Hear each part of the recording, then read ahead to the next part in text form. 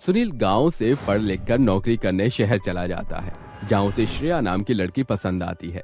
श्रेया भी उसे पसंद करती है, ये जानने के बावजूद भी कि वो गांव में रहता है।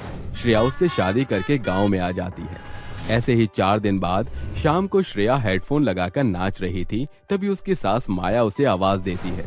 श्रेया बहू, ओ श्रेया बहू, जरा इधर आना। आंख मिला के पूछे हाउ आर यू, हाथ मिला के पूछे how do you do, smile पे उसकी स्टाइल पे उसकी, हाय तबीयत भड़की शहर की लड़की, न न न न न न न। आवाज न सुनने पर माया उसके कमरे में आकर हेडफोन हटा देती है। अरे बहू, तुझे कब से आवाजें दे रही हूँ, सुनती क्यों नहीं है? पता नहीं ढोलक जैसा इसने कान पर क्या लगा रखा है, अब भी नहीं सुना? माँ जी, ये क्या बदतमीजी है? आपने मेरे सर से हेडफोन क्यों हटाया? मैं गाने सुन रही थी ना। अरे बेटा, मैं तुझे बहुत देर से आवाज लगा रही थी, तूने सुना ही नहीं, इसीलिए हटाना पड़ा। ऐसा क्या काम पड़ गया आपको कि आपने मुझे डिस्टर्ब कर दिया? थोड़ी देर रुक नहीं सकती थी आप? अरे बहू, मेरी पूजा का समय हो रहा है, मैंने पंडित जी से मंदिर में हवन रखवाया है, मुझे कुछ सामान ले जाना है, ये लिस्ट पढ़कर बता दे। ये चीज आप मुझसे बाद में भी पूछ सकती थी, अब दीजिए लिस्ट। आम की लकड़ी, पान का पत्ता, रोली, चावल और एक नारियल ले जाइए। शुक्रिया बहू। श्रेया शहर की चकाचौंध में रहने वाली लड़की को घरेलू कोई काम करना नहीं आता था और ना ही वो करते थे। सारा काम बूढ़ी माया ही करती थी। बहू, तुझे खाना बनाना आता है? माँ जी, ये खाना बनाने वाला काम मैं नहीं करती, मुझे सिर्फ पास्ता बनाना आता है, और आपको पता भी है कितनी गर्मी लगती है। ना बाबा ना, मैं आपके चूल्हे पर बैठकर काम नहीं कर सकती, मेरा हाथ जल गया तो यहाँ तो कोई डॉक्टर भी नहीं होगा। अरे नहीं बहू, तुझे कुछ नहीं होगा, ठीक है, तू आज पप्पा क्या था बहू, वो पास्ता बना के खिला दे। लेकिन माँ जी, मुझे चूल्हा चलाना नहीं आता है, मैं नहीं कर सकती। कोई बात नहीं, मैं तुझे सिखा देती हूँ। इधर आ, इसके अंदर कुछ लकड़ियां रख और माचिस से जला दे, अगर तब भी ना आग पकड़े तो ये उपला डाल दियो। छी माँ जी, ये तो कोई गाय के गोबर जैसा लग रहा है। हाँ बहू, ये वही है, इसे उपला कहते हैं। छी छी माँ जी, इसी में आप खाना पकाती हैं? It's so disgusting. तुम शहर की हो ना, इसलिए तुम्हें कुछ पता नहीं है, वरना ऐसा घिन न करती, और इतने दिन से भी तो तुम्हें पता ही नहीं चला कुछ। माँ जी, मेरा मन, गाँव में शादी करके फंस गई हूँ मैं। सुनील खुद तो सारा दिन बाहर रहते हैं और मुझे यहाँ पर छोड़ दिया है। शाम को सुनील घर आता है तो वो कहता है, अरे श्रेया, जरा पानी लाना। ये लो पानी। देखिए, यहाँ मेरा बिल्कुल भी मन नहीं लगता है, मैं बहुत बोर हो जाती हूँ यहाँ, मुझे शहर वापस जाना है। अरे ये कैसी बात कर रही हो श्रेया, अब हमारी शादी हो गई है और हमें यहीं रहना होगा, हम शहर वापस नहीं जा सकते। बहुत भूख लग रही है, चटाई पर खाना लगा दो अब। आज भी माँ जी और आपके साथ मुझे जमीन पर बैठकर खाना पड़ेगा क्या? ये बहुत अनकंफर्टेबल है, जमीन पर बैठना, और ये साड़ी भी बहुत अनकंफर्टेबल है, कल से मैं इसे बिल्कुल भी पहनने वाली नहीं हूँ। अरे पर श्रेया, मेरी बात तो सुनो। ये कहने के बाद वो सबके साथ चटाई पर बैठकर जमीन पर खाना खाती है। अगले दिन जीन्स टॉप पहनकर आती है, उसे इस रूप में देखकर माँ बेटे दोनों हैरान रह जाते हैं। अरे श्रेया, मैंने तुम्हें मना किया था ना कि तुम गांव में ऐसे कपड़े नहीं पहन सकती, फिर भी। बहू, तूने ये क्या शहर वाले कपड़े पहने हैं? गांव के लोगों ने तुझे ऐसे देख लिया तो 4 बातें बनाएंगे। माँ जी, 4 बातें बनाएं या 20 बातें, मुझे उससे कोई फर्क नहीं पड़ता, और धोती टाइप साड़ी लपेट कर मुझसे बिल्कुल नहीं चला जाता। ठीक है, लेकिन तुम प्लीज बाहर मत जाना। Whatever, अब उसे क्या कहूँ? देखो तो, इसका सारा पेट दिख रहा है, तो इतना छोटा छोटा पहना है कपड़ा इसने कि हमारे ब्लाउज भी ढके होते हैं। माँ जी, आप अपनी साड़ी देख लीजिए, आपका भी तो पेट दिख रहा है, और आपके ब्लाउज जैसे ही मेरा टॉप है, तो इसमें क्या बुराई है? राई का पहाड़ बना रखा है गांव के लोगों ने। श्रेया, ये तुम माँ से कैसी बातें कर रही हो? सुनील, आप खुद जानते ही हैं, इतने पढ़े लिखे तो हैं आप, मैंने क्या ही गलत कह दिया है? मूड खराब हो गया, मैं कमरे में गाने सुनने जा रही हूँ, बाय।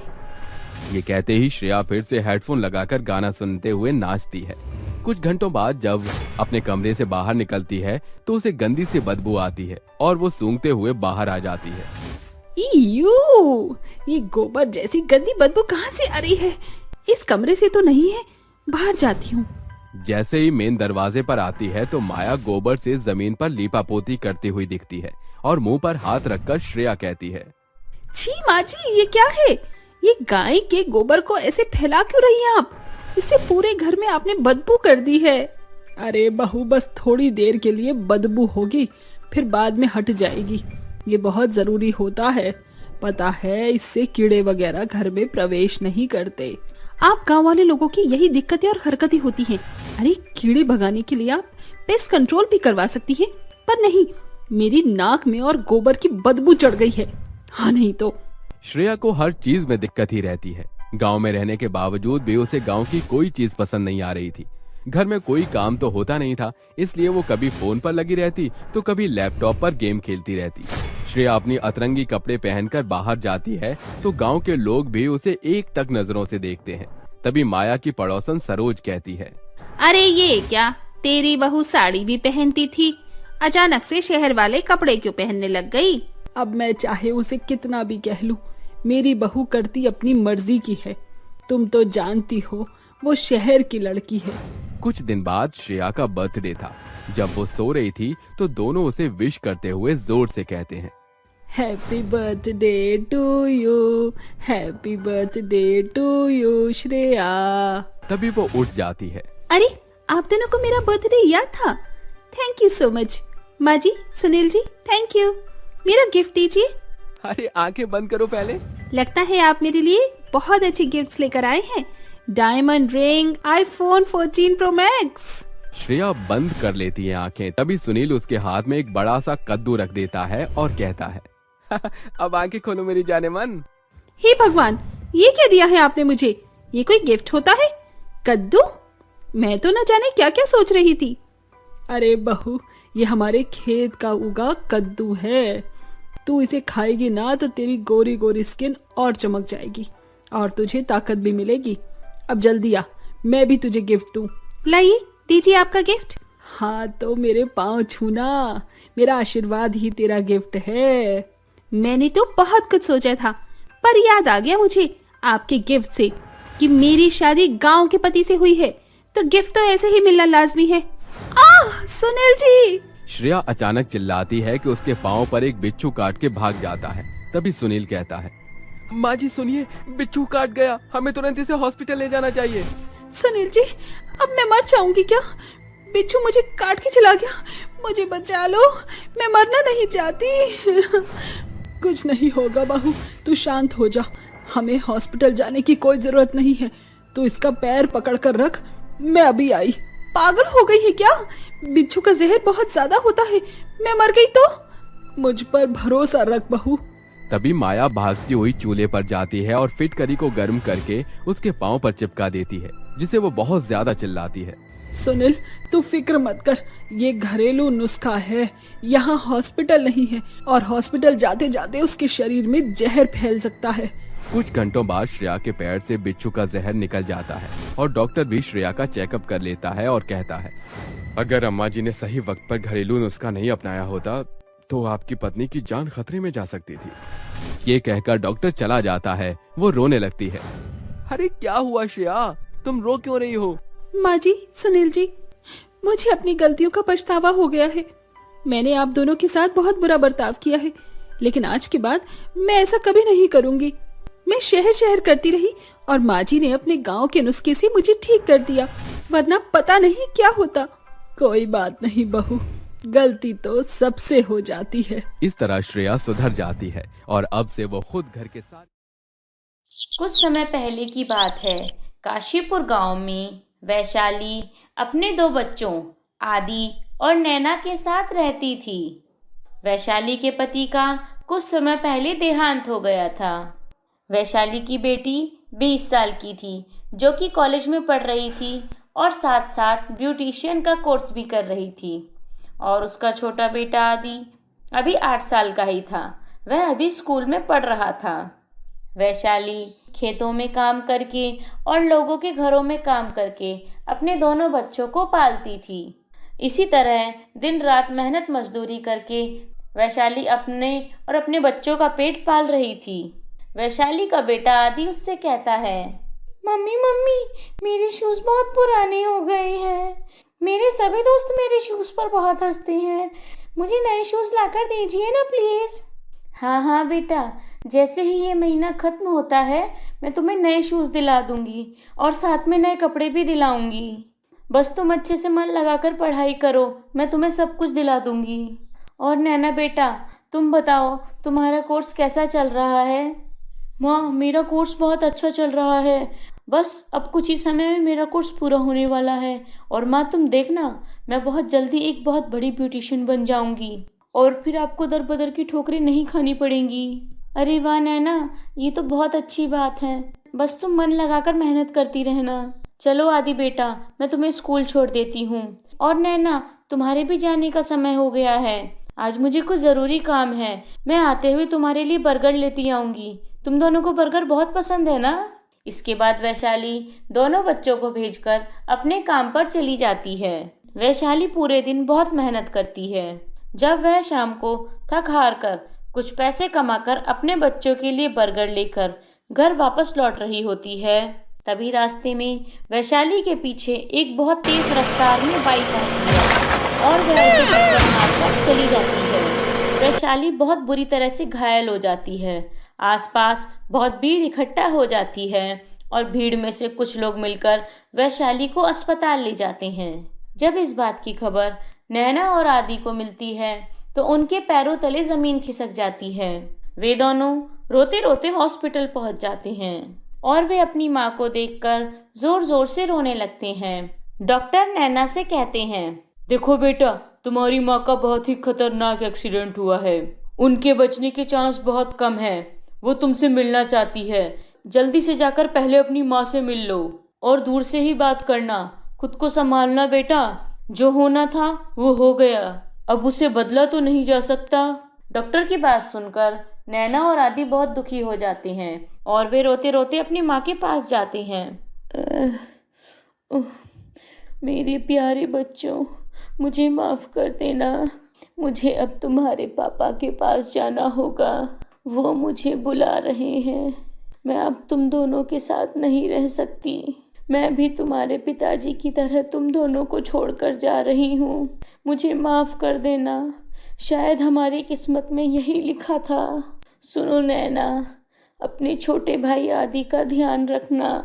मैं जा रही हूँ। और ऐसे ही बात करते करते वैशाली दम तोड़ देती है। नहीं माँ, आप हमें छोड़कर नहीं जा सकती। आप कहाँ चली गई? हमें तो आपके बिना सोने की आदत भी नहीं है। प्लीज़ माँ, हम पर रहम करो। हम आपके बिना कैसे जिएंगे? प्लीज़ हमें छोड़कर मत जाओ ना। दोनों भाई बहन का रो रो कर बुरा हाल हो रहा था। अंजलि और आदि अपनी माँ का दाह संस्कार करके घर वापस लौट आते हैं। रात हो जाने पर नैना आदि को लोरी सुनाकर सुलाने की कोशिश करती है। ऐसे ही कुछ दिन बीत जाते हैं और घर का राशन भी धीरे धीरे खत्म हो जाता है। अब घर में कोई कमाने वाला नहीं था। घर का सारा पैसा और राशन खत्म हो चुका था। आदि अपनी बड़ी बहन नैना से कहता है, दीदी दीदी, आप कह रही थी ना कि जब आपका कोर्स पूरा हो जाएगा तो आप ब्यूटी पार्लर खोलेंगी। अब तो आपका कोर्स पूरा हो गया है। अब आप ब्यूटी पार्लर खोल लीजिए, नहीं तो बिना पैसों के हम अपनी ज़िंदगी कैसे जिएंगे। अब तो घर का सारा राशन भी खत्म हो गया है दीदी। आदि, तुम बिल्कुल ठीक कह रहे हो, लेकिन मुझे पार्लर खोलने के लिए कुछ पैसों की ज़रूरत होगी और मेरे पास तो बिल्कुल भी पैसे नहीं हैं और हमारा तो कोई अपना भी नहीं है जो हमारी कुछ मदद कर देगा। अरे दीदी, मैंने सुना है कि बैंक अपना काम शुरू करने के लिए लोगों को लोन दे रहा है, तो आप एक काम कीजिए, अपने घर के पेपर गिरवी रख दीजिए और लोन लेकर अपना ब्यूटी पार्लर खोल लीजिए। अरे वाह आदि, माँ के जाते ही तुम कितने समझदार हो गए हो। मैं अभी घर के पेपर्स लेकर बैंक जाती हूँ और लोन के लिए अप्लाई करती हूँ। नैना घर के पेपर्स लेकर बैंक जाती है और फिर पैसे लेकर घर आ जाती है और फिर उन पैसों से अपना पार्लर खोल लेती है। नैना को पार्लर का काम बहुत अच्छे से आता था। उसके पास जो भी कस्टमर आते उससे बहुत खुश होकर जाते थे। क्या बात है नैना, तुमने कितना अच्छा मेकअप किया है मेरा। अब तो मैं हर बार तैयार होने तुम्हारे ही पास आऊंगी। आहिस्ता आहिस्ता दिन गुजरते जाते हैं और नैना के कस्टमर भी धीरे धीरे बढ़ते जाते हैं। अब नैना के घर के हालात भी धीरे धीरे ठीक होने लगते हैं। दोनों भाई बहन अब खुशी खुशी रहने लगते हैं। लेकिन नैना को यह नहीं पता था कि उसके पार्लर पर अब क्या आफत आने वाली है, क्योंकि उसी गांव में एक माया नाम की लड़की भी पार्लर चलाया करती थी और उसके पार्लर में अब धीरे धीरे कस्टमर कम होते जा रहे थे। माया यह सब देखकर बहुत ज्यादा चिढ़ जाती है। एक दिन माया नैना के पार्लर में जाती है और उससे कहती है, अरे देख नैना की बच्ची, तेरी वजह से मेरे पार्लर में कस्टमर आने बहुत कम हो गए हैं। अपना बोरिया बिस्तर बांध और यहाँ से 9-2-11 हो जा, वरना मुझसे बुरा कोई नहीं होगा। अरे अरे, आपकी कस्टमर मैंने खुद तो नहीं बुलाए हैं, वो तो अपने आप मेरे पास आए हैं। उन्हें मेरा काम पसंद आ रहा है, इसमें मेरा क्या कसूर है। उनको मेरा मेकअप और मेरी मेहंदी अच्छी लग रही है। आप भी अपना काम और अच्छा कर दीजिए तो वो लोग आपके पास आएंगे। अरे अनाथ लड़की, तू मुझसे पंगा लेगी, देख अब मैं तेरे साथ क्या करती हूँ। नैना माया की बातों पर ध्यान नहीं देती, क्योंकि उसे नहीं पता था कि माया कितनी बुरी है, और वह वापस अपने काम में लग जाती है। शाम को नैना अपने छोटे भाई को खाना खिला रही होती है। वह आदि से कहती है, आदि तुम्हें पता है मेरा पार्लर बहुत अच्छा चल रहा है। काश आज हमारी मम्मी भी हमारे साथ होती तो वो देख सकती कि उनकी बेटी आज कितनी कामयाब हो गई है। तुम्हें पता है दिन ब दिन मेरे कस्टमर बढ़ते ही जा रहे हैं। देखो मैं तुम्हारे लिए केक लेकर आई हूँ, तुम्हें केक बहुत पसंद है ना? लो केक खाओ और अपना मुंह मीठा करो। हाँ दीदी, मैं बहुत खुश हूँ। आपने मम्मी के जाने के बाद मुझे बिल्कुल माँ की तरह संभाला है। मेरे लिए इतने सुंदर सुंदर कपड़े लेकर आई और मेरा प्राइवेट स्कूल में एडमिशन भी कराया। आपने मुझे सब कुछ बहुत अच्छा अच्छा दिया है। आप बहुत अच्छी हो नैना दीदी। दोनों भाई बहन खुशी खुशी आपस में बातें कर रहे थे, लेकिन उनकी आंखों में आंसू भी थे, जो कि उनकी माँ के लिए थे। ऐसे ही दिन बीतते जाते हैं और नैना के पार्लर में कस्टमर भी बढ़ते जाते हैं। और फिर एक दिन माया नैना के पार्लर में आग लगा देती है और उसका पूरा पार्लर जलकर राख हो जाता है। अगले दिन सुबह जब नैना पार्लर आती है तो अपना जला हुआ पार्लर देखकर उसके पैरों तले जमीन खिसक जाती है और वह फूट फूट कर रोने लगती है। अरे अरे अरे, ये क्या अनर्थ हो गया। मेरा पार्लर तो पूरी तरह से जल गया है। मैंने तो इस पार्लर के लिए अपने घर के कागज गिरवी रख दिए थे। अब मैं क्या करूंगी?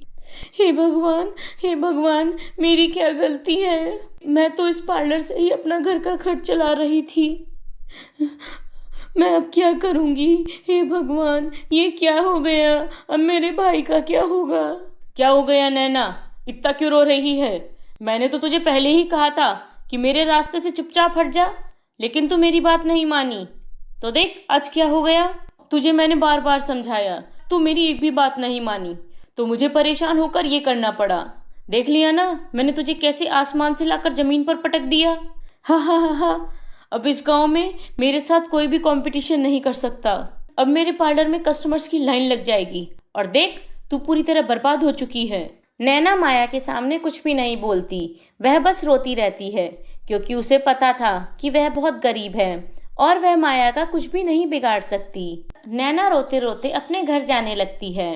तभी रास्ते में उसे एक बिल्ली बहुत ही घायल हालत में मिलती है। वह दर्द से तड़प रही होती है। नैना बिल्ली के सिर पर हाथ फेरती है और वह सोचती है कि वह इसकी सेवा करके इसे ठीक कर देगी। नैना पास से ही जड़ी बूटियां लाकर बिल्ली के शरीर पर लगाती है और बिल्ली थोड़े ही समय में ठीक हो जाती है। धन्यवाद, तुमने मेरी बहुत मदद की है। मैं यहाँ बहुत जख्मी हालत में पड़ी हुई थी। लोग मेरे आसपास से निकल रहे थे, लेकिन मेरी कोई भी मदद नहीं कर रहा था। लेकिन तुमने मेरी मदद की। तुम बहुत अच्छी हो। बताओ नैना, मैं तुम्हारी क्या मदद कर सकती हूँ? अरे अरे नहीं नहीं बिल्ली, मेरे साथ जो परेशानी है उसमें तुम मेरा कुछ नहीं कर सकती। सुनो सुनो नैना, तुम एक काम करो, यहीं पास में थोड़ी दूर जाकर तुम्हें एक जादुई सोने और चांदी की लिपस्टिक की नदी मिलेगी। वहां पहुंचकर तुम्हारी सारी मुश्किलें आसान हो जाएंगी। नैना को उस बिल्ली की बात कुछ खास समझ में नहीं आती, लेकिन फिर भी वह बिल्ली के बताए हुए रास्ते पर चली जाती है। थोड़ा आगे जाने के बाद नैना देखती है कि वहां का तो नज़ारा ही कुछ और था। वहां हसीन वादियां और बगीचे थे और बहुत ही सुंदर और प्यारी प्यारी परियां उड़ रही थी। तभी उसे अचानक से अपने सामने एक सोने और चांदी की लिपस्टिक की 2 नदियां दिखाई देती हैं। तभी वहां पर कुछ परियां आती हैं और नैना से कहती हैं, नैना, परियों के इस शहर में तुम्हारा स्वागत है। हमें तुम्हारा कब से इंतजार था। हमें एक लड़की चाहिए थी और तुम यहाँ पर आ गई। हम तुम्हारा बहुत बहुत स्वागत करते हैं। मेरी बात बहुत ध्यान से सुनना।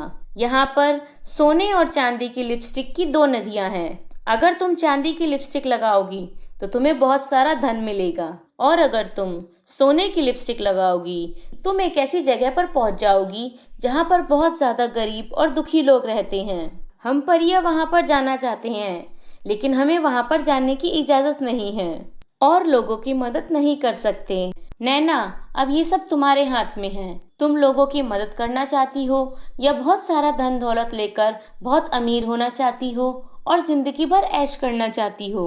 अरे नहीं नहीं परी जी, मेरी माँ हमेशा ही कहती थी कि हमें कभी भी लालच नहीं करना चाहिए। मैं आप लोगों की सोने की लिपस्टिक लगाकर आप लोगों की मदद करना चाहती हूँ और पुण्य कमाना चाहती हूँ, और ये तो मेरे लिए बहुत सौभाग्य की बात होगी। परी अपने सोने और चांदी की नदियों में से सोने की लिपस्टिक निकालकर नैना को दे देती है।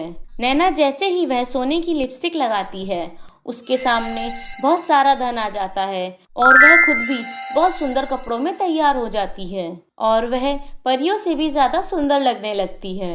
नैना, ये सब तुम्हें तुम्हारी अच्छाई की वजह से मिला है। अगर तुम लालच करती तो तुम्हें कभी भी कुछ भी नहीं मिलता। ये सब तुम्हें तुम्हारे साफ दिल की वजह से मिला है। अगर तुम लालच करती तो तुम्हें कुछ भी ना मिलता। हमारी जादुई सोने की लिपस्टिक अब तुम्हारी है। ये सुनकर नैना की खुशी का कोई ठिकाना नहीं रहता।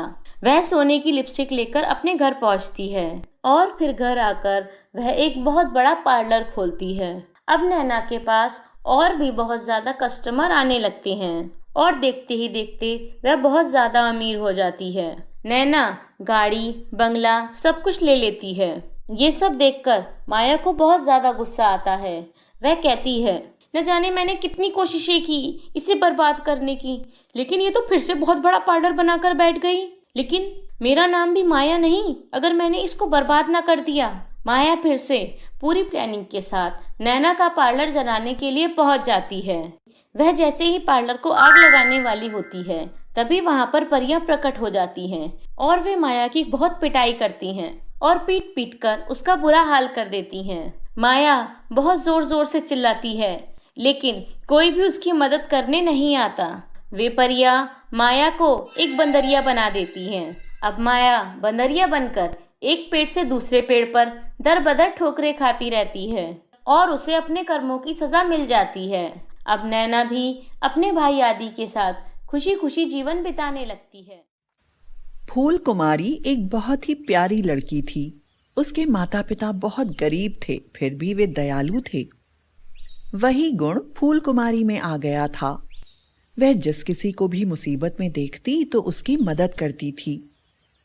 उसकी शादी पुष्कर नाम के लड़के से हुई।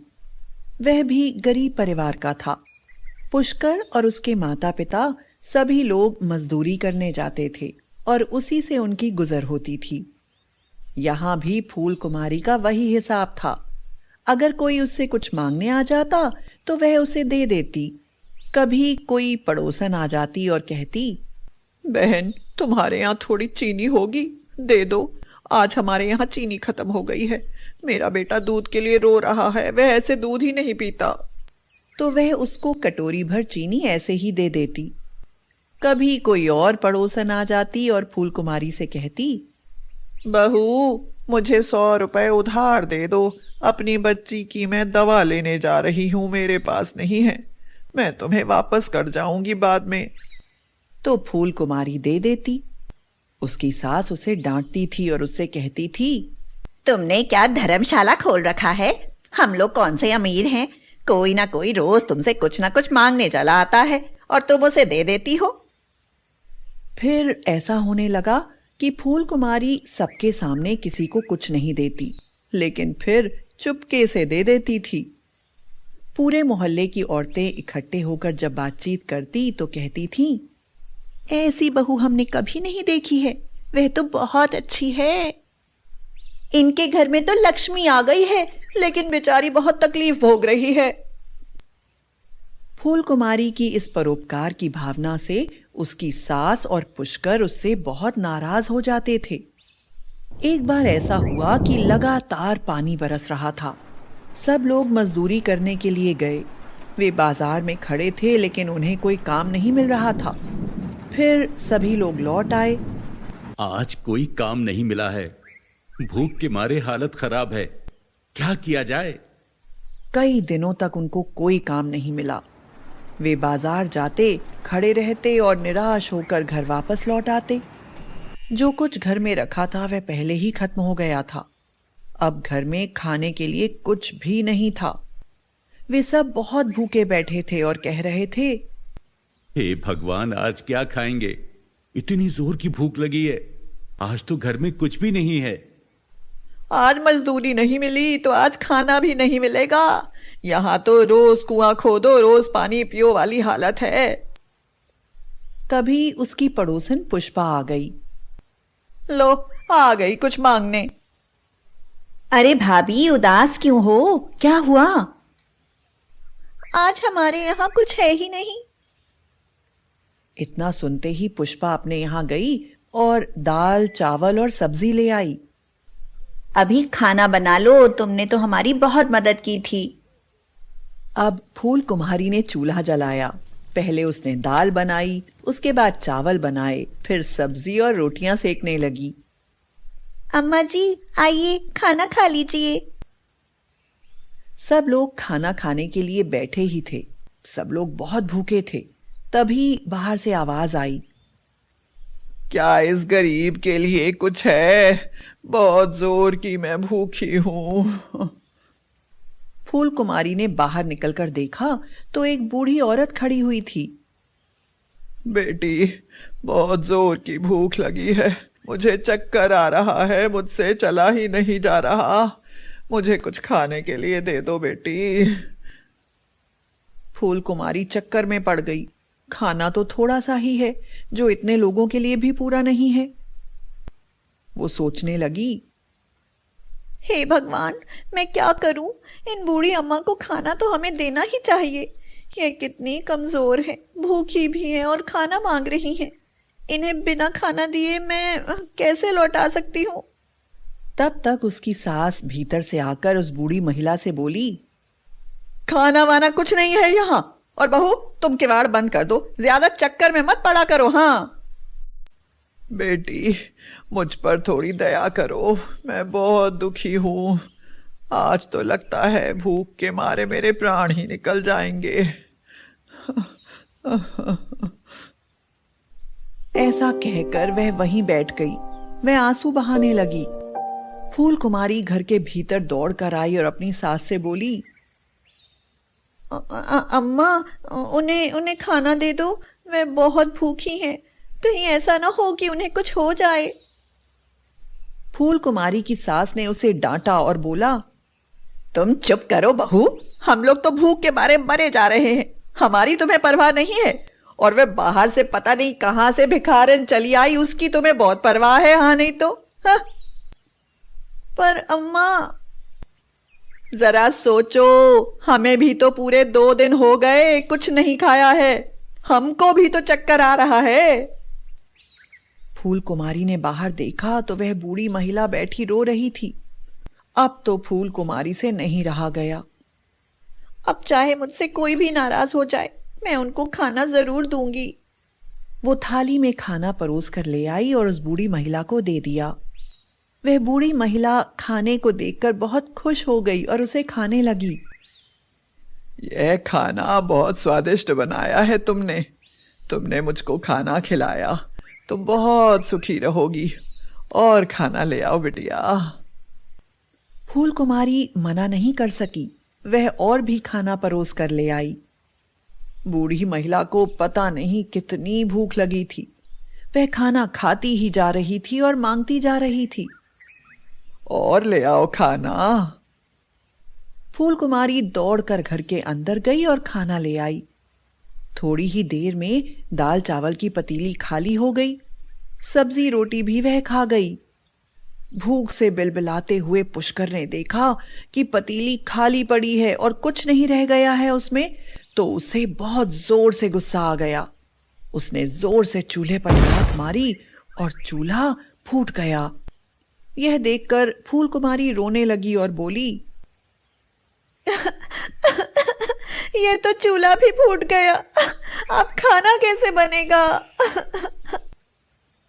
तुम परेशान ना हो बेटी, मैं ऐसा चूल्हा बनाकर तुम्हें देती हूँ कि वह कभी नहीं फूटेगा। उस पर खूब खाना बनाना और जो भी भूखा आए उसको खूब खिलाना। और उसने वहीं से थोड़ी सी मिट्टी उठाई और फूल कुमारी से पानी मांगा। उसने मिट्टी गूंधी और एक नया चूल्हा बनाकर रख दिया।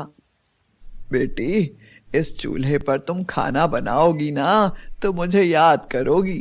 तुम्हारे यहाँ कुछ नहीं है, तुम जिस चीज को बनाना चाहो उसका नाम लेकर चूल्हे पर पतीली रख दिया करना। ऐसा कहकर वह वहां से चली गई। फूल कुमारी ने चूल्हे पर खाली पतीली रख दी और बोली, मैं तो दाल बनाने वाली थी। अब तो एक बहुत बड़ा आश्चर्य हो गया। लकड़ियां उसमें अपने आप जलने लगी थीं। पतीली तुरंत ही दाल से भर गई। अब तो फूल कुमारी बहुत खुश हो गई। 1 मिनट में ही पतीली में दाल अपने आप बन गई। उसने दूसरी पतीली चढ़ा दी और बोली, मैं तो चावल बनाऊंगी। देरी नहीं लगी और चावल भी बन गए। अब तो फूल कुमारी जिस चीज को बनाना चाहती उसी का बस नाम लेती और वह चीज बनती चली जाती। यह देखकर फूल कुमारी के सास ससुर और पुष्कर बहुत खुश हो गए। वे फूल कुमारी की प्रशंसा करने लगे। इस कहानी को बहुत समय पहले किसी गांव में किशन नाम का एक लड़का रहता था। किशन के माता पिता का निधन हो चुका था, इसलिए वो अपनी चाची के साथ रहता था। किशन अपनी चाची से बहुत प्यार करता था। वो अपनी चाची की घर के सभी कामों में मदद करता था, लेकिन उसकी चाची उसे बिल्कुल भी पसंद नहीं करती थी। एक दिन चाची ने किशन को घर से निकालने की योजना बनाई और किशन से कहा, बेटा, मैं कुछ दिनों से बहुत बीमार हूँ, कुछ दिनों तक काम पर नहीं जा पाऊंगी, इसलिए हो सके तो तुम मेरे भाई के खेत में काम करने चले जाओ। किशन बोला, मैं कल ही आपके भाई के घर चला जाऊंगा। किशन अपनी चाची के भाई के घर चला गया। कुछ दिनों में ही किशन को समझ आ गया कि उसकी चाची का भाई बहुत लालची है। वो किशन से खूब काम करवाता था, लेकिन उसे ज्यादा कुछ खाने को नहीं देता था। एक दिन किशन खेत में काम कर रहा था, तभी उसने किशन से कहा, ओ लड़के, जरा अच्छे से खुदाई कर, नहीं तो आज भी खाना नहीं मिलेगा। ये सुनकर किशन बहुत दुखी हो गया। भूखा होने के कारण खाने के बारे में सोचते हुए खुदाई करने लगा। तभी खुदाई करते करते उसे एक डिब्बा मिला। किशन ने जैसे ही उस डिब्बे को खोला तो उस डिब्बे में अलग अलग प्रकार का खाना मिला। वो सोचने लगा, इस डिब्बे में इतना सारा खाना भरकर जमीन के अंदर किसने गाड़ा होगा। लेकिन किशन भूखा था, इसलिए सोचना बंद किया और खाना खाने लगा। खाना खाकर वो सोचने लगा, मुझे भूख लगी थी तो मुझे खाना मिल गया, काश उसी तरह मुझे कुछ पैसे भी मिल जाते तो उन पैसों से मैं अपनी चाची की कुछ सहायता कर पाता। ऐसा कहकर किशन जैसे ही डिब्बा रखकर जाने लगा, उस डिब्बे में से रोशनी निकलती दिखी। किशन ने डिब्बा खोला। उस डिब्बे में एक सोने का सिक्का था। ये क्या, इसमें तो सोने का सिक्का है, पर अभी तो इसमें खाना था। लगता है शायद यह मन के अनुसार इच्छा पूरी करने वाला कोई जादुई डिब्बा है। किशन ने डिब्बे को उठा लिया और उसे उस आदमी के पास जाने लगा। तभी उसने सोचा, वो आदमी बहुत ही लालची है, मुझे उसे ये जादुई डिब्बा नहीं देना चाहिए। ये सोचकर किशन ने डिब्बे को खेत में छुपा दिया। ऐसे ही दिन बीतते गए। एक दिन उस आदमी ने किशन को अपने पास बुलाया और कहा, मेरे खेत का काम अब खत्म हो चुका है। अब तक तुमने कुछ ज्यादा तो नहीं कमाया, पर मैं तुम्हें 20 रुपए दे सकता हूँ। ये सुनकर किशन को बहुत बुरा लगा। पर उसके पास वो जादुई डिब्बा था, इसलिए वो बिना कुछ बोले वहां से चला गया। किशन वहां से निकलकर अपनी चाची के घर पहुंचा। घर पहुंचते ही उसकी चाची ने उससे कहा, आओ किशन बेटा, कितने पैसे कमा कर लाए हो? किशन ने कहा, चाची पूरे 20 रुपए। 20 रुपए की बात सुनकर चाची गुस्से से आग बबूला हो गई। उसने किशन की जादुई डिब्बे वाली बात सुने बिना ही उसका हाथ पकड़कर खींचा और उसे कमरे में बंद करने के लिए ले जाने लगी। इसी बीच किशन के हाथ से वो जादुई डिब्बा छूट गया और उसमें से रोशनी निकलने लगी। जैसे ही चाची ने डिब्बे से रोशनी निकलती देखी, उसने किशन का हाथ छोड़ा और हैरानी से उस रोशनी की तरफ बढ़ी। फिर जैसे ही चाची ने डिब्बे को खोला, उस डिब्बे में से एक जहरीला सांप निकला और उसने चाची को डस लिया। किशन दौड़ता हुआ उनके पास गया और बोला, चाची अब चिंता मत करो, मैं अभी डॉक्टर को लेकर आता हूँ। किशन भागकर डॉक्टर को बुला लाया। डॉक्टर ने चाची का इलाज कर दिया और किशन से बोला, किशन अब तुम्हारी चाची ठीक है, अब तुम मुझे मेरी फीस दो तो मैं चलूं। फीस की बात सुनकर किशन सोच में पड़ गया। मेरे पास तो सिर्फ 20 रुपए हैं, अब मैं डॉक्टर को पैसे कहाँ से दूं? तभी किशन को उस जादुई डिब्बे की याद आई और वो भागकर उस जादुई डिब्बे के पास गया। उसने जैसे ही उस जादुई डिब्बे में हाथ डाला, अचानक उस जादुई डिब्बे में बहुत सारे पैसे आ गए। किशन ने सारे पैसे उस डॉक्टर को दे दिए। डॉक्टर ने पैसे लिए और वहां से चला गया। ये देखकर चाची को अपनी गलती का एहसास हुआ। उसने किशन को गले से लगा लिया और कहा, बेटा मुझे माफ कर दो, मैंने तुम्हारे साथ बहुत गलत किया, लेकिन एक बात बताओ, तुम्हारे पास तो केवल 20 रुपए ही थे, फिर तुमने डॉक्टर को इतने सारे पैसे कहाँ से दिए? इस पर किशन ने चाची को जादुई डिब्बे के बारे में सब कुछ बताया। चाची जादुई डिब्बे के बारे में जानकर बहुत खुश हुई और इसके बाद वो दोनों जादुई डिब्बे के साथ खुशी खुशी रहने लगे। तो दोस्तों, इस कहानी से हमें एक शिक्षा भी मिलती है, और वो क्या है? वो ये है कि हमें कभी लालच नहीं करना चाहिए और हमेशा सबके साथ अच्छा व्यवहार करना चाहिए, क्योंकि हमें बदले में वही मिलता है जो हम दूसरों के साथ करते हैं। तो दोस्तों, ये थी आज। पराग एक छोटा सा लड़का था जो अपनी माँ के साथ राजनगर गांव में रहता था। उसके पिता बचपन में ही गुजर गए थे। वह अपनी माँ के साथ बड़े आराम से रहता था और स्कूल में पढ़ने जाता था, लेकिन उसकी माँ अपने दिन कैसे गुजार रही थी, यह तो वही जानती थी। वह एक जमींदार के यहाँ काम करती थी। धीरे धीरे जब पराग को अपनी माँ की परेशानियों के बारे में पता चला, तो वह सोचने लगा, भगवान मुझे जल्दी से बड़ा कर दो, जिससे मैं खूब ढेर सारा काम करूँगा और पैसे कमा लूँगा। मैं अपनी माँ को बिल्कुल भी तकलीफ नहीं होने दूंगा। 2 दिनों से उसकी माँ राधा बीमार थी, इसलिए वह काम करने नहीं जा पाई और 2 दिनों से खाना भी नहीं बना। पराग को बहुत जोर की भूख लगी थी, इसलिए वह पड़ोस से 1 किलो आटा उधार मांग कर लाया। राधा चारपाई पर लेटी थी। वह उसे बताने लगी, बेटा पानी डालकर इस आटे को गूंथ लो, फिर मैं धीरे धीरे उठकर कैसे ना कैसे करके तुम्हारे लिए रोटी सेक दूंगी। लेकिन तभी एक घटना हो गई। अभी पराग नल पर से पानी लेने ही गया था कि तेज हवा का एक झोंका आया और उसकी थाली का सारा आटा हवा में उड़ता चला गया। यह देखकर पराग ने पानी का जग फेंका और गुस्से से आग बबूला होता हुआ हवा के पीछे पीछे दौड़ा। वह चिल्लाता जा रहा था, हवा हवा मेरा आटा लौटा, हवा मेरा आटा वापस कर। तुझे नहीं पता है कि ये कितनी मुश्किल से मिला है। मैं भूखा हूँ, मुझे बहुत जोर की भूख लगी है, तू मेरा आटा जल्दी से वापस कर। वह तेजी से दौड़ता जा रहा था। रास्ते में उसे एक आदमी मिला। उसने पूछा, अरे बेटा कहाँ दौड़ते हुए जा रहे हो? हवा मेरा आटा उड़ा ले गई है, मैं उसे पकड़ने जा रहा हूँ। यह सुनकर वह आदमी हंसने लगा और बोला, अरे बेटा हवा को किसने पकड़ा है? भला उसे किसने देखा है? उसने तो मेरा जहाज ही पानी में डुबो दिया। मैं तो बर्बाद ही हो गया, मैं कुछ नहीं कर पाया। पराग को बहुत जोर का गुस्सा आया। मैं तो इस दुष्ट हवा से अपना आटा वसूल करके रहूंगा। वह तेजी से बढ़ता जा रहा था। तभी रास्ते में एक और आदमी मिला। उसने कहा, अरे बेटा इतनी हड़बड़ी में कहाँ भागे हुए जा रहे हो? हवा मेरा आटा उड़ा ले गई है, मैं उसे पकड़कर अपना आटा वापस लूंगा। वह आदमी भी हंसते हुए बोला, हवा तो मेरे सिर की टोपी उड़ा ले गई। देखो मैं गंजा और बिना टोपी का रह गया हूँ। इस बात पर पराग को और भी जोर का गुस्सा आया। तुम जाओ भाड़ में, मैं तो अपना आटा लेकर रहूंगा। अब वह भागते भागते बहुत दूर आ गया था, लेकिन वह भी बहुत जिद्दी था। घर से बहुत दूर आने पर उसने देखा तो चारों तरफ जंगल ही जंगल था। सन्नाटे के अलावा उसे कुछ नहीं दिखाई दिया। अब वह निराश होकर बैठ गया और जोर जोर से रोने लगा।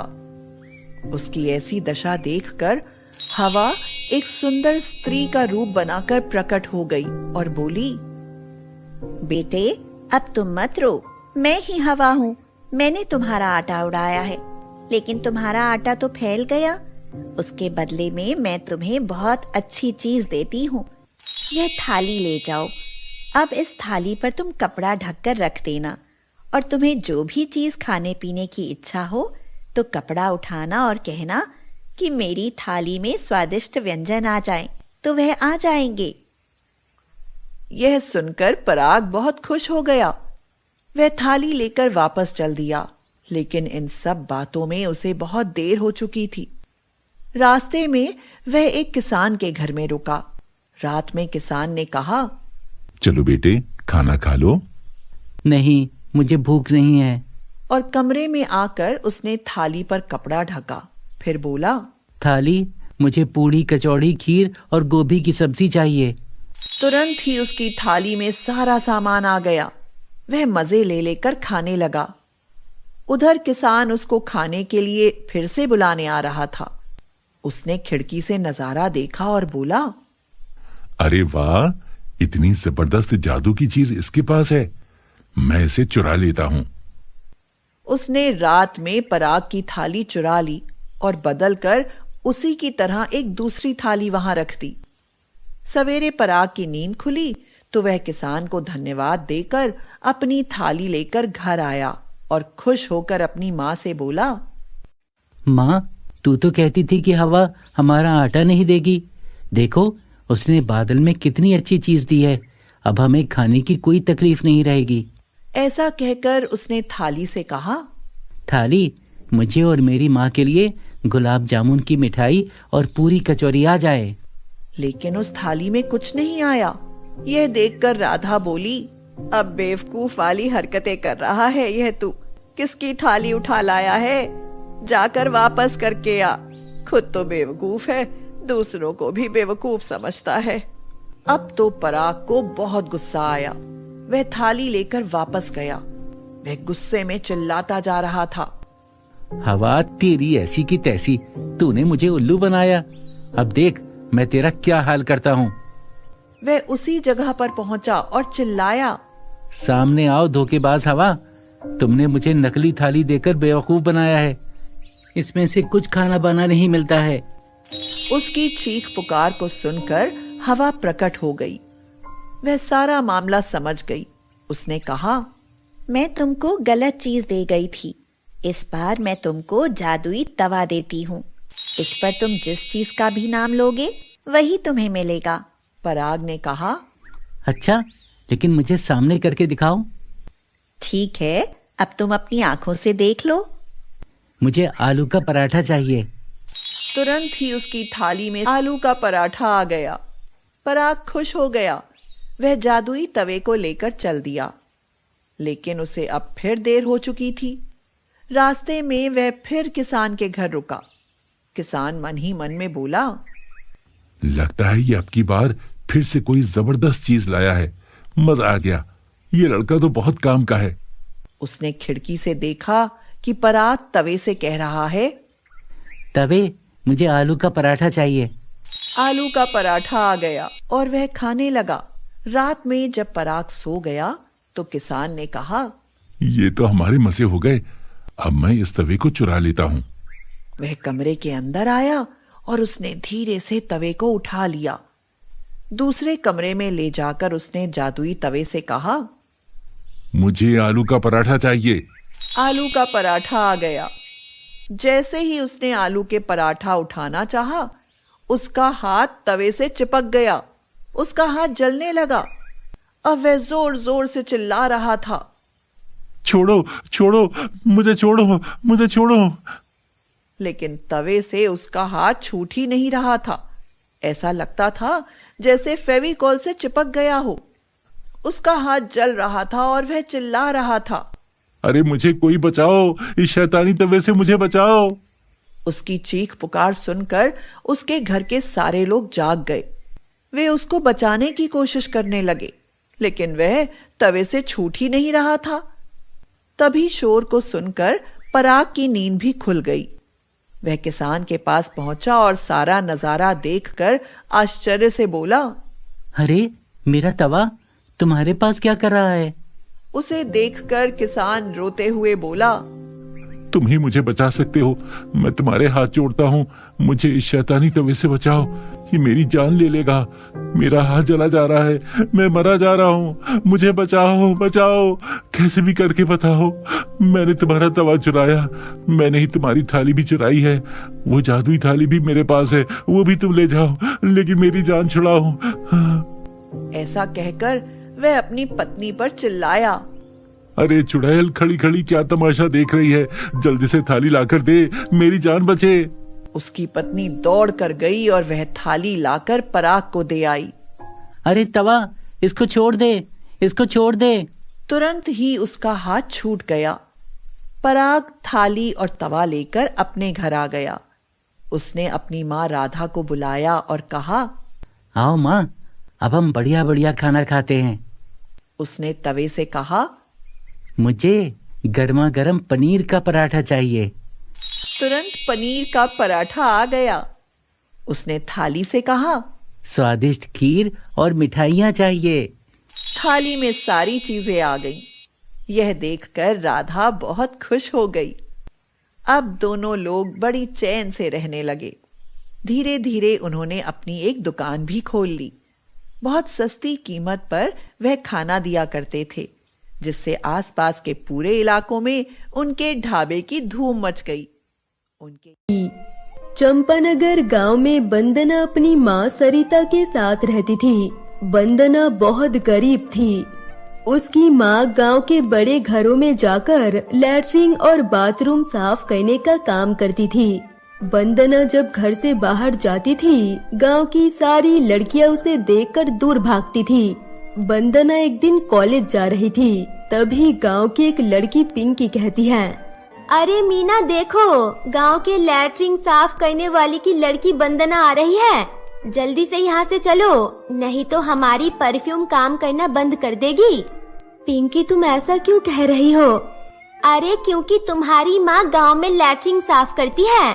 मुझे तो लगता है गांव के अमीरों के घर में लैट्रिन साफ करने के बजाय तुम्हारी माँ वो पॉटी घर लेकर चली जाती है और वो तुम लोग जमकर खाते हो। वंदना पिंकी की बात सुनकर बहुत ज्यादा दुखी हो जाती है और वहाँ से सीधा घर चली जाती है। वंदना घर जाकर अपनी माँ से कहती है, माँ आप लैट्रिन साफ करना क्यों नहीं छोड़ देती? गांव में और भी दूसरे काम हैं, आप वो क्यों नहीं करती? आपके इस काम की वजह से गांव में सभी मेरा मजाक उड़ाते हैं। वंदना, अब मेरी उम्र हो चुकी है और शरीर में भी ज्यादा ताकत नहीं है। इस उम्र में और कौन सा दूसरा काम करूंगी? सरिता अपनी बेटी वंदना से ये कहकर फिर से लैट्रिन साफ करने चली जाती है। ऐसे ही कई दिन बीत जाते हैं। एक दिन वंदना किसी काम से बाजार की तरफ जा रही थी। तभी रास्ते में वंदना को उसके बचपन का दोस्त रोहन मिलता है। अच्छा हुआ वंदना, तुम मुझे रास्ते में मिल गई। मैं तो तुमसे ही मिलने के लिए तुम्हारे घर पर जा रहा था। क्यों, क्या बात है रोहन?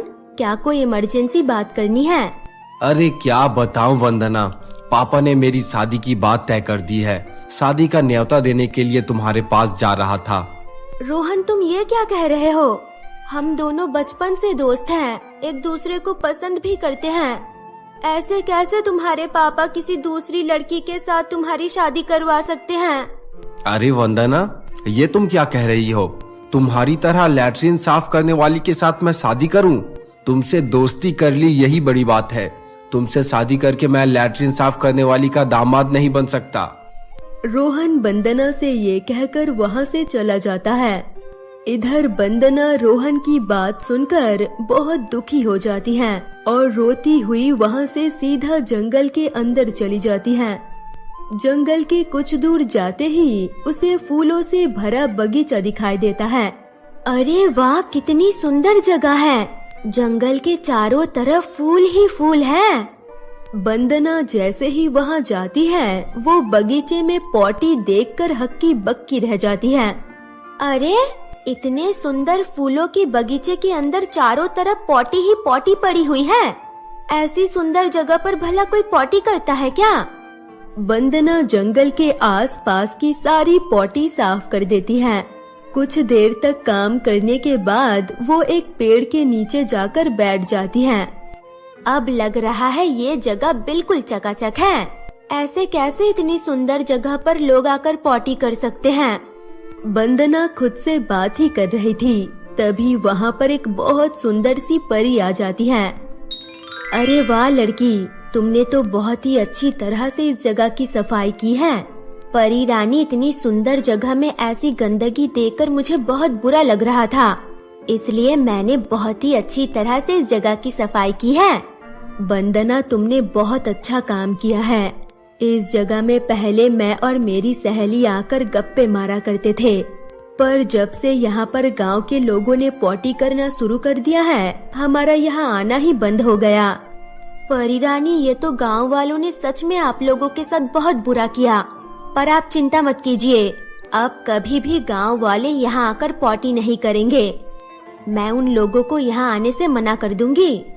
वंदना, ये तो बहुत ही अच्छी बात है। अगर उन लोगों ने तुम्हारी बात नहीं मानी तो मैं उन लोगों को बहुत ही अच्छी तरह से सबक सिखा दूंगी। वंदना परी की बात सुनकर वहाँ से घर की तरफ जाने लगती है। तभी परी वंदना को कहती है, वंदना, जाने से पहले ये लो जादुई पॉटी। तुमने कितनी अच्छी तरह से ये जगह की सफाई की है, तुम्हें ये जादुई पॉटी देना तो बनता है। वंदना, तुम इस जादुई पॉटी को हाथ में लेकर जो कुछ भी मांगोगी वो तुम्हें मिल जाएगा। जादुई पॉटी की मदद से तुम्हारी सारी परेशानी दूर हो जाएगी। परी वंदना को जादुई पॉटी देकर वहाँ से गायब हो जाती है। इधर वंदना खुशी खुशी उस जादुई पॉटी को लेकर घर की तरफ आ रही थी। तभी रास्ते में उसे चंदू चाचा मिलते हैं। अरे चंदू चाचा, शाम के वक्त आप जंगल के अंदर क्यों जा रहे हैं? अरे क्या बताओ बेटी, बहुत जोर की आई है। अगर ज्यादा देर तक यहाँ रुक गया तो यहीं पर ही निकल जाएगा। पर चाचा जी, आप जहाँ जाकर हल्के होने की बात कर रहे हैं वो जगह परियों की है। परियां अपनी सहेलियों को लेकर वहाँ टहलने आती हैं, पर आप लोगों के कारण उन्हें बड़ी परेशानी हो रही है। तू जितने भी उल्टी सीधी बात कहे, मैं तो उस सुंदर सी जगह पर जाकर ही पॉटी करूँगा। आखिर खुले में हल्के होने का मजा ही कुछ और है। चंदू चाचा वंदना की एक भी बात नहीं सुनते हैं और वहाँ पर पॉटी करने के लिए चले जाते हैं।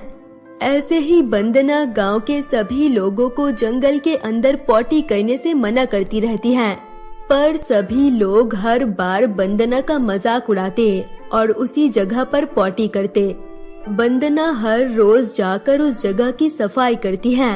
एक दिन चंदू चाचा हर रोज की तरह वहाँ जाकर पॉटी करते हैं और पॉटी करने के बाद खुशी खुशी घर वापस आते हैं। अरे यार, खुले में पॉटी करने के बाद सच में भूख बहुत ज्यादा लग जाती है। जल्दी से घर जाता हूँ, घर जाकर पेट पूजा करता हूँ। चंदू चाचा खुद से ये कहकर जल्दी जल्दी घर जाते हैं और घर जाकर खाना खाने बैठते हैं। चंदू चाचा जैसे ही खाना खाने बैठते हैं, सारा खाना पॉटी बन जाता है और घर के चारों तरफ से पॉटी की बदबू आने लगती है। अरे बाप रे, दादा रे, ये क्या हो गया? मेरा पूरा घर पॉटी से भर गया है। अब मैं क्या खाऊंगा और कहाँ सोऊंगा? ये सब तुम लोगों के पाप के कारण हो रहा है। तुम लोगों ने हमारे जगह को गंदा किया है, इसलिए अब से हम भी तुम्हारे घर को गंदा कर देंगे। मुझे माफ कर दीजिए परी जी। वंदना ने मुझे आप लोगों के बारे में बताया था, लेकिन मैंने उसकी बात पर यकीन नहीं किया। अब मुझे अपनी गलती का एहसास हो गया है, मुझे माफ कर दीजिए। ऐसे ही गांव का जो भी आदमी उस जगह पर जाकर पॉटी करता, उसका पूरा घर पॉटी से भर जाता है। कुछ ही दिनों में गांव के सभी लोगों को उनकी गलती का पछतावा हो जाता है और वो जंगल में पॉटी ना करके अपने अपने बाथरूम में पॉटी करने लगते हैं। धनीराम एक कुशल और बहुत ही धनी व्यापारी था। उसने अपने धन से गरीबों की बहुत मदद की थी, अनाथ आश्रम एवं धर्मशाला आदि बनवाए और अपने दानी स्वभाव के कारण धनीराम का पूरे नगर में बहुत सम्मान था। धनीराम ने अपनी बेटी की शादी एक बहुत बड़े घर में कर दी। फिर भी बेटी के भाग्य में सुख नहीं था, क्योंकि शादी के बाद पता चला कि उसका पति शराबी और जुआरी था। बेटी को उपहार में दिया सारा धन उसके पति ने जुए में समाप्त कर दिया और अब उसकी बेटी बहुत ही गरीबी की जिंदगी जी रही थी। एक दिन धनीराम की पत्नी ने धनीराम से कहा, आप जानते ही हैं कि हमारी बेटी का पति जुआरी है और हमारी बेटी बहुत दुखी है। आप अपनी बेटी की सहायता क्यों नहीं करते? यूँ तो पूरी दुनिया की मदद करते फिरते हैं। धनीराम ने कहा, भाग्यवान, जब तक बेटी दामाद का भाग्य उदय नहीं होगा तब तक मैं उनकी कितनी भी सहायता कर लूं, उससे कोई फायदा नहीं होगा। जब अपनी बेटी का और उसके पति का भाग्य उदय होगा तो अपने आप ही वे सुख का जीवन जीने लगेंगे और हर कोई उनकी मदद करने को तत्पर रहेगा। लेकिन माँ का दिल तो माँ का दिल ठहरा। अगर बेटी को कोई परेशानी हो तो माँ आराम से कैसे रह सकती है? इसलिए वे बस यही सोचती रहती कि कैसे वे अपनी बेटी की मदद करे। एक दिन धनीराम किसी काम से नगर से बाहर चले गए और इसी का फायदा उठाकर धनीराम की पत्नी ने अपनी बेटी और दामाद को भोजन का न्योता भेज दिया। शाम होते होते बेटी और दामाद धनीराम के घर भोजन को आ गए। सासू माँ ने उनका बहुत आदर सत्कार किया, उन्हें बहुत ही स्वादिष्ट भोजन करवाया और बड़े ही प्रेम के साथ विदा किया तथा जाते जाते एक टोकरी भरकर मोतीचूर के लड्डू भी भेंट स्वरूप अपने दामाद को दे दिया। धनीराम की पत्नी ने उस लड्डू के बीच में सोने के सिक्के छिपा कर रख दिए थे, जिससे बेटी की मदद भी हो जाएगी और दामाद जी को इसका पता भी नहीं चलेगा। बेटी और दामाद जी विदा लेकर चल देते हैं। रास्ते में दामाद अपनी पत्नी को सुनाकर कहता है, कहने को तो तुम्हारे पिता इस नगर के धनवान व्यापारी हैं और विदाई में क्या दिया? केवल मोतीचूर के लड्डू। कौन इतना वजन उठाएगा? ले जाकर इन लड्डुओं को किसी मिठाई वाले को बेच देता हूँ, मेरा कुछ वजन तो कम हो ही जाएगा। ये बात कहकर दामाद ने लड्डुओं की टोकरी एक मिठाई वाले को बेच दी और बदले में कुछ रुपए ले लिए। शाम के समय धनीराम अपने घर को लौट रहा था। रास्ते में वही मिठाई की दुकान दिखी जिसमें उसके दामाद ने मोतीचूर के लड्डुओं को बेच दिया था।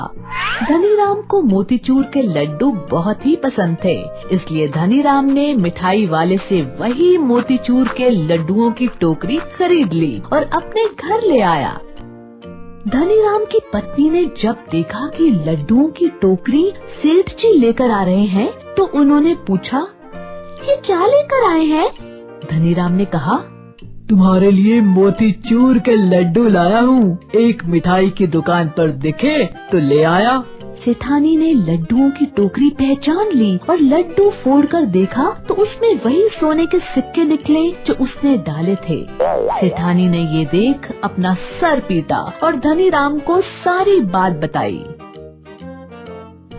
धनीराम ने अपनी पत्नी को समझाया, जब तक भगवान किसी के भाग्य को नहीं जगाता तब तक उसका भाग्य नहीं जागता, फिर चाहे कोई भी कितना ही प्रयास क्यों न कर ले। देखो, ये तुम्हारे सोने के सिक्के वापस तुम्हारे पास ही आ गए, क्योंकि ये सिक्के ना तो तुम्हारी बेटी दामाद के भाग्य में थे और ना ही मिठाई वाले के भाग्य में। शिक्षा कालिंदी अपनी बूढ़ी सास मनोरमा संग रहा करती थी। कालिंदी का पति यानी कि मनोरमा का इकलौता बेटा ओमकार लंदन में नौकरी कर रहा होता है, जिस कारण वो अपनी शादी के तुरंत बाद से ही हिंदुस्तान से दूर रह रहा होता है। लेकिन कालिंदी यहाँ अपनी सास मनोरमा पर बहुत अत्याचार किया करती और उससे नौकरानी की तरह काम करवाती। कालिंदी, ओए बुढ़िया, मेरे पैरों में बड़ा दर्द हो रहा है, जाकर तेल की शीशी ला और मालिश कर।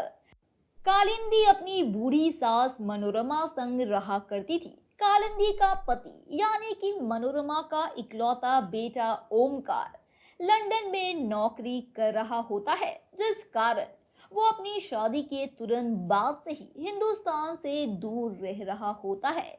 लेकिन कालिंदी यहाँ अपनी सास मनोरमा पर बहुत अत्याचार किया करती और उससे नौकरानी की तरह काम करवाती। कालिंदी, ओए बुढ़िया, मेरे पैरों में बड़ा दर्द हो रहा है, जाकर तेल की शीशी ला और मालिश कर। चुड़ैलों की तरह घूर मत। हाँ। मनोरमा, लेकिन कालिंदी बहू, तुम्हें तो पता ही है ना कि कल रात को ही मेरा हाथ जल गया था। गरम दूध जो गिर गया इस पर, मैं इस हाथ से काम नहीं कर पा रही हूँ। एक हाथ से कैसे मालिश करूं? कालिंदी, अरे करमजली सास, तू किसी काम की नहीं है। तेरी इसी सजा के लिए अब मैं तुझे 7 दिन तक दोनों टाइम का खाना नहीं दूंगी और तो और तुझसे डबल काम करवाऊंगी। तब जाकर तेरी घुटने में दबी हुई अकल ठिकाने पर आएगी, बेशरम बुढ़िया। कालिंदी मनोरमा को 7 दिन तक खाना नहीं देती और खुद रोजाना 5 स्टार होटल से खाना मंगवा कर ठूसती है। बेचारी मनोरमा भूखी रहकर बीमार पड़ जाती है, फिर भी कालिंदी को उस पर जरा सी भी दया नहीं आती। कालिंदी ही नहीं, उसकी माँ उर्मिला भी इस सब में शामिल होकर कालिंदी की काली करतूतों को बढ़ावा देती है। कालिंदी मनोरमा के पूरे कमरे में करंट छोड़ देती है, जिससे मनोरमा जमीन पर पैर रखकर करंट के प्रभाव से चीखने और दर्द से करहाने लगती है। मनोरमा, कालिंदी बहू, मुझे दर्द हो रहा है। कालिंदी, हा, क्यों रे बुढ़िया, बहुत बीमार रहती है ना आजकल तू। ये ले और भुगत, ताकि अगली बार तुझे अच्छी तरह से ये सबक मिले कि चाहे कुछ भी हो जाए, तुझे काम तो करना ही होगा। उर्मिला, हा, कैसा लग रहा है समधन जी? हा, कालिंदी, इसे ऐसे ही तड़पने दे। कालिंदी कुछ सेकंड्स बाद करंट ऑफ कर देती है और मनोरमा बच जाती है। मनोरमा की हालत बुरी तरह खराब हो चुकी थी, फिर भी वो काम करती ही रहती है। जब ओमकार लंदन से वीडियो कॉल या फोन किया करता, कालिंदी मनोरमा को चेतावनी दे देती। कालिंदी, खबरदार, अगर आपने अपने सपूत को सारी हकीकत बताई तो उससे जरा सी भी भनक नहीं पड़नी चाहिए कि मैं तेरे साथ इतनी बदसलूकी करती हूँ। मनोरमा, ठीक है कालिंदी बहू। मनोरमा जब ओमकार से बात करती है तभी मनोरमा, ओमी बेटा, तू यहाँ की बिल्कुल चिंता मत कर, यहाँ पर सब कुछ कुशल मंगल है। तू बस अपने कारोबार और अपनी सेहत का ध्यान रख बेटा। कालिंदी बहू मेरा बहुत अच्छे से ख्याल रखती है। ओमकार, ओके माँ, आपसे बात कर ली, अब मुझे तसल्ली मिल गई है। बेचारी मनोरमा चाह कर भी अपने बेटे को सच बता नहीं पाती है और वो रोजाना तिल तिल करके जी रही होती है। मनोरमा, हे देवी माँ, मेरे ही साथ ये सब क्यों हो रहा है? मैं ही क्यों इस सब की शिकार हो रही हूँ? मुझे ऐसा जीवन नहीं चाहिए देवी माँ।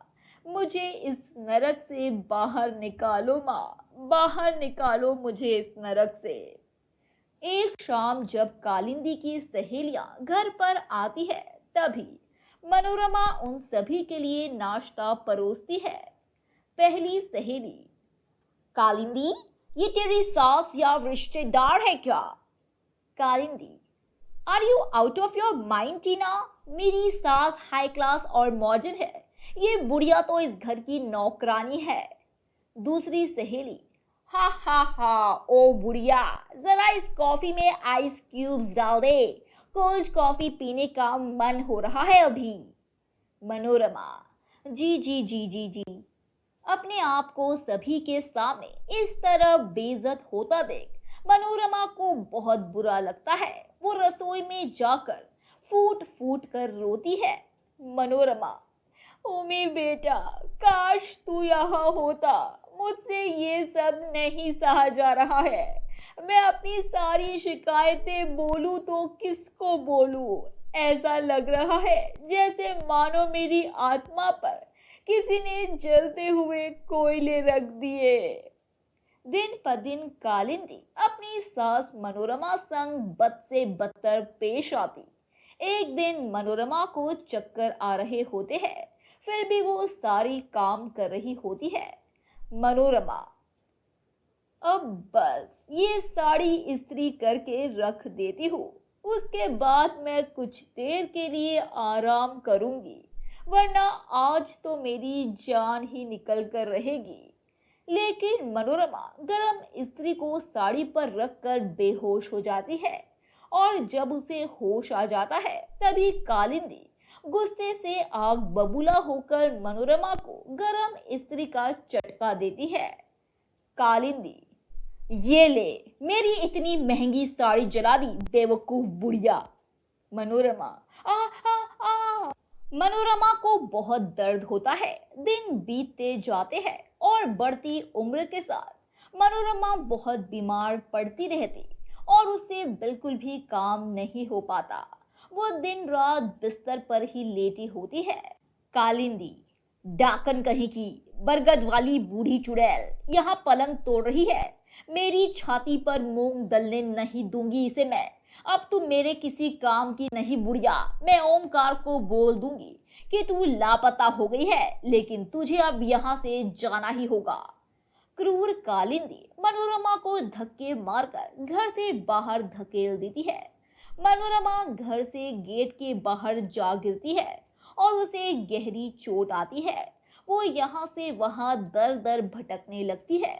उसका हाल बद से बदतर हो जाता है। उसके पास ना रहने के लिए कोई छत होती है, ना खाने के लिए कुछ खाना। वो कुछ बांस की लकड़ियों को इकट्ठा करती है, जिसके बाद वह उसका घर बनाती है। मनोरमा, अब मैं इसी घर में रहूंगी और अपना जीवन यापन करने के लिए मुझे काम करना होगा, चाहे कुछ भी हो जाए।